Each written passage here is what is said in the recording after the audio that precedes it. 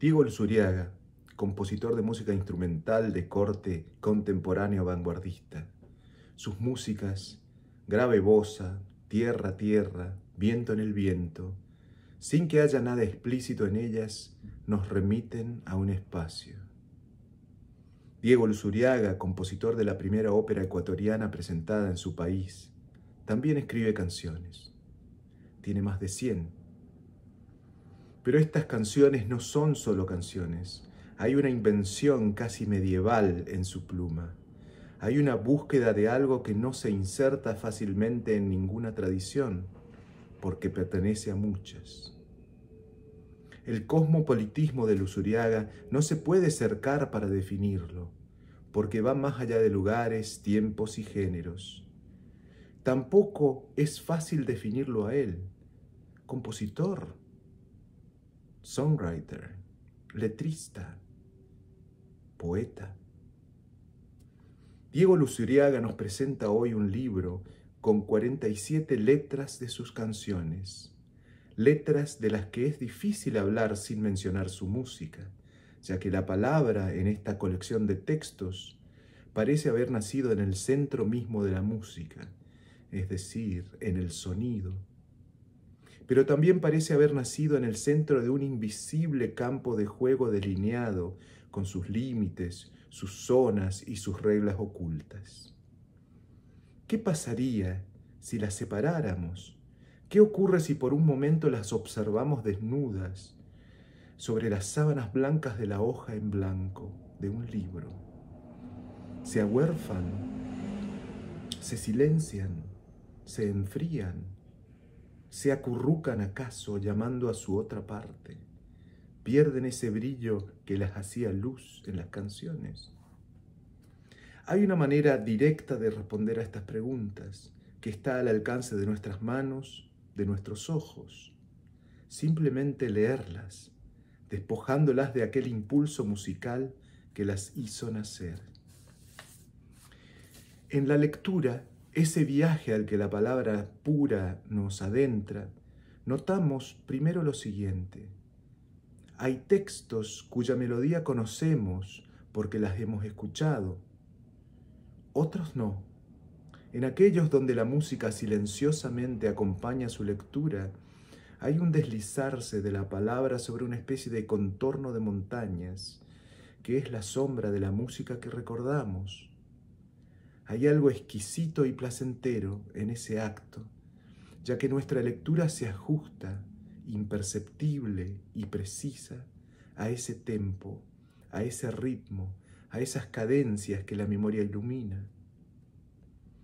En los textos en que no conocemos o no recordamos su fuente musical, ocurre que la palabra va delineando posibles contornos musicales, no porque las cantemos, sino porque descubrimos en la esencia misma de la palabra eso que fue el origen de lo poético, lo musical.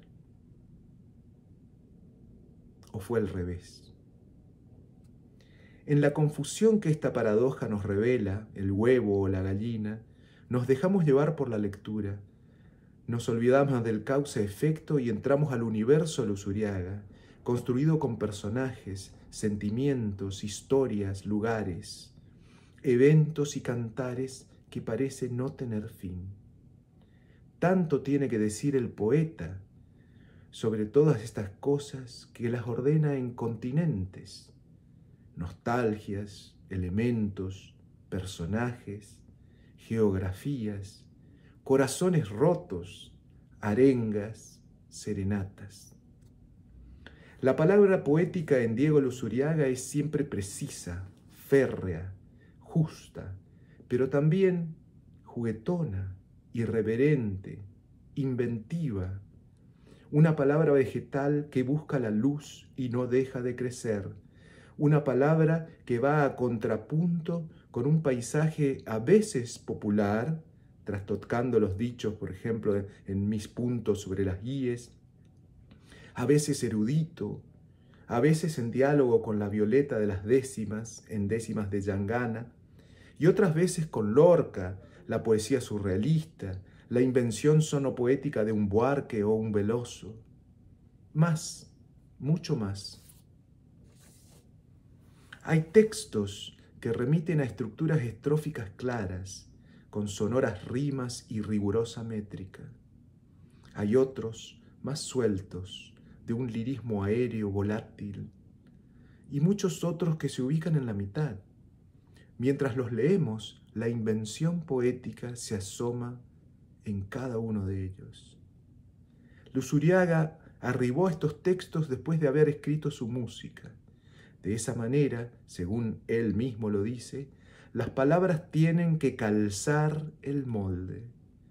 Y, también lo dice él, la rima hace brotar palabras insospechadas. ¿No es acaso esta la verdadera libertad? Tener que encontrar una salida. Esa salida es la voz que, como el agua en el río, sigue a la melodía hasta alcanzar, como un milagro, la palabra, que es su mar. Luzuriaga, alarife de la palabra, cosmopolita y sin tiempo, maestro, mudéjar, pero también maestro prehispánico de las rocas.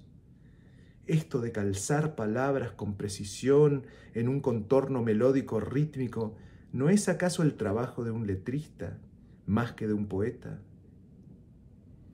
¿Es menos poeta quien se somete a un juego de reglas ya impuestas a las que debe atenerse con rigor? ¿O es simplemente poeta aquel que brilla en la hazaña íntima y heroica de encontrar a cada momento la palabra justa para dar sentido pleno a ambas, la letra y la música? Erramos si pensamos que Quevedo, Góngora, Lope de Vega escribían sus sonetos libremente.